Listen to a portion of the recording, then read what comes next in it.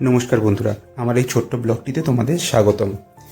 আমি আমার আগের ব্লগে তোমাদের দেখিয়েছিলাম এই পিচবোর্ড দিয়ে আমি একটা ছোট্ট প্ল্যাটফর্ম মতো তৈরি করে নিয়েছি, যার ওপর আমি কিছু ডিজাইন তৈরি করব।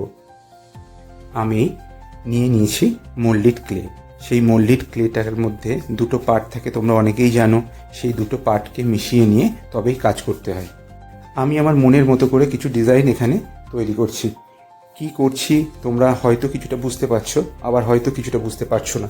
যাই হোক, এটা বুঝতে গেলে আমাকে এর ঠিক পরের পার্টের ভিডিওর জন্য ওয়েট করতে হবে, যেখানে আমি এটার রং করাটা দেখাবো। এই মোল্ডিড ক্লে এমন একটা জিনিস যেটা দিয়ে কাজ করে খুব সুন্দর মজা পাওয়া যায়, কারণ এটা যতটা নরম থাকে শুকিয়ে যাওয়ার ঠিক ততটাই শক্ত হয়ে যায় এবং এটা খুব মজবুত হয়। তোমাদের সাথে কথা বলতে বলতে কাজটা বেশ অনেক দূর পর্যন্ত আমার এগিয়ে যাচ্ছে। এটাই ভালো লাগছে যে তোমাদের সঙ্গে কথাও হচ্ছে, কাজটাও হচ্ছে।